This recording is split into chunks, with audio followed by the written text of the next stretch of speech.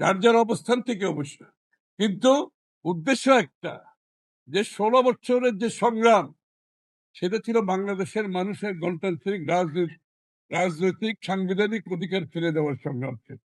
এবং সেই সংগ্রামে আমরা জয়ী হয়ে যে বাকি কাজটা আছে, সেই বাকি কাজটা যদি আমরা করতে না পারি, আজ পর্যন্ত কিন্তু 14 মাস হয়ে গেছে, হাসিনা পালিয়ে যাওয়ার পরে 14 মাস আমরা অতিক্রম করছি, আজ পর্যন্ত কিন্তু বাংলাদেশের গণতান্ত্রিক অর্ডার ফিরে আসেন।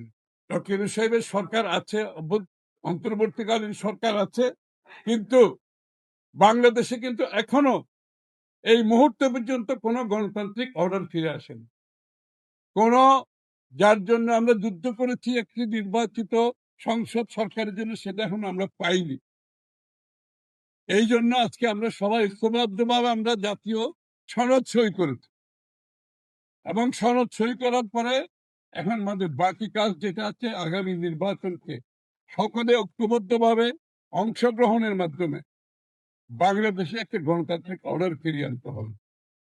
এখন রাস্তার আন্দোলন নয়, এখন আন্দোলন হচ্ছে জনগণের কাছে আমাদেরকে যেতে হবে।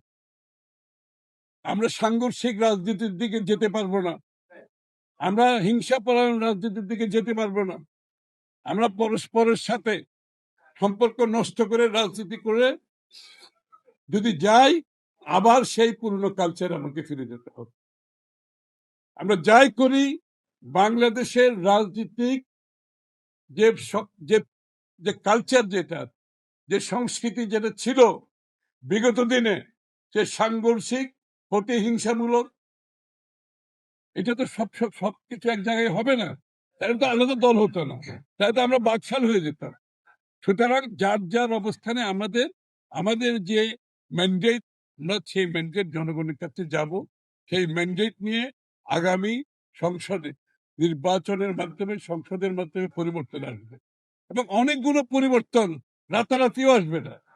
এগুলো একটা সময়ের মাধ্যমে আমাদের পাবলিক ডিসকোর্সে আলোচনার মধ্যে রাখতে হবে। যে কটা সমাধান হবে না, সেটাকে আমাদের জনসম্মুখে আলাপ আলোচনার মধ্যে রাখতে হবে, টেবিলে রাখতে হবে, আলোচনা চলতে থাকবে। যেটা আজকে হয় না, সেটা আগামী 6 মাস পরে হবে, 6 মাস পরে যেভাবে হবে না, 1 বছর পরে হবে।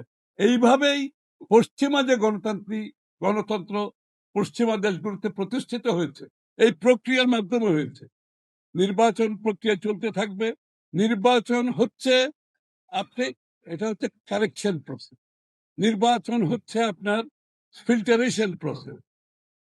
কিন্তু এই নির্বাচনের ধারাকে আমরা যাতে বাধাগ্রস্ত না করি, নির্বাচনকে যদি বাধাগ্রস্ত যাই, তাহলে কিন্তু গণতন্ত্র প্রতিষ্ঠিত করার কোনো সুযোগ নেই।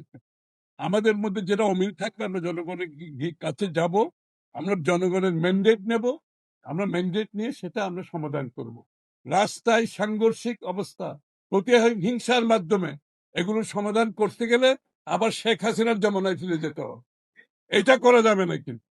সুতরাং আমাদেরকে আজকে সবাইকে মিলে ঐক্যবদ্ধভাবে সত্যিকার অর্থে একটা গণতান্ত্রিক পরিবেশ সৃষ্টি করতে হবে। সবাইকে ধন্যবাদ।